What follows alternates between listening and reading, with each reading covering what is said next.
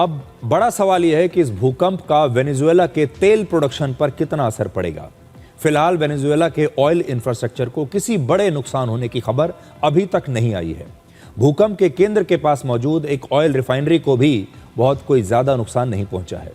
Venezuela के पास पूरी दुनिया का सबसे बड़ा तेल भंडार है और यह लगभग 303 बिलियन बैरल है, जो पूरी दुनिया का लगभग 17% है।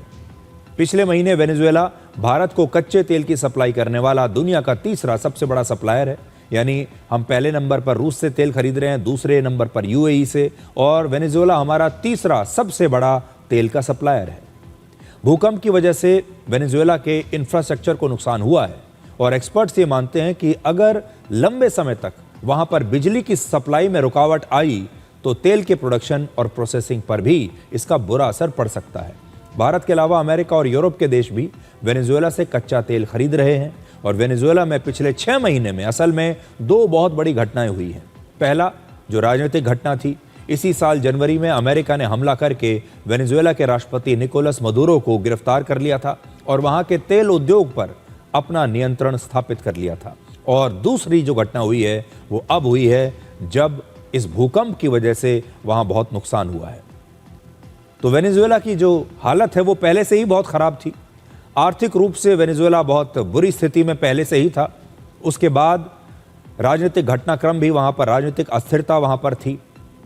वहां के राष्ट्रपति को अमेरिका की सेना वहीं से उठाकर ले गई और अब इतना बड़ा नुकसान इस देश को झेलना पड़ रहा है भूकंप के रूप में।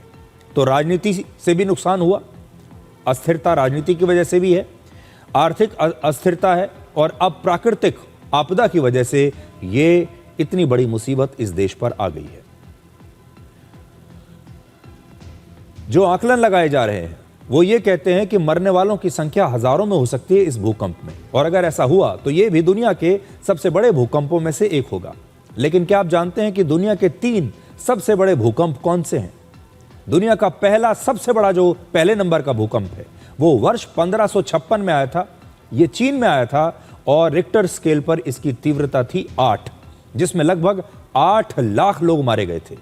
दूसरा सबसे बड़ा भूकंप वर्ष 1976 में चीन में ही आया और तब इसकी तीव्रता थी 7.5, जिसमें 2.5 लाख लोगों की मौत हो गई थी। और तीसरा सबसे बड़ा भूकंप वर्ष 2004 में इंडोनेशिया में आया था। इसकी तीव्रता थी 9.1 और इसमें 2,80,000 लोग तब मारे गए थे। ये जो भूकंप की खबरें आती रहती हैं, इसमें हमारे लिए भी सीखने के लिए बहुत कुछ है और चिंता करने के लिए भी बहुत कुछ है।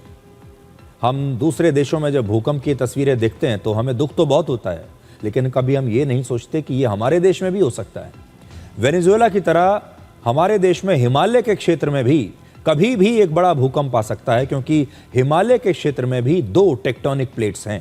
पहली इंडियन प्लेट और दूसरी यूरेशियन प्लेट, जो लगातार एक दूसरे से टकरा रही हैं और इस टक्कर की वजह से पृथ्वी के अंदर लगातार इस क्षेत्र में दबाव बढ़ रहा है और इसकी वजह से 8 या उससे भी ज्यादा तीव्रता का कोई भी बड़ा भूकंप इस क्षेत्र में आने की आशंका है। और अगर ऐसा भूकंप आया तो उत्तर भारत के बड़े बड़े इलाके, बहुत बड़े क्षेत्र में बहुत ज्यादा नुकसान हो सकता है। और वैज्ञानिक ये चेतावनी कई बार पहले दे चुके हैं कि हिमालय का जो क्षेत्र है वो भी एक ऐसे ही बहुत बड़े भूकंप की आशंका के ऊपर बैठा हुआ है।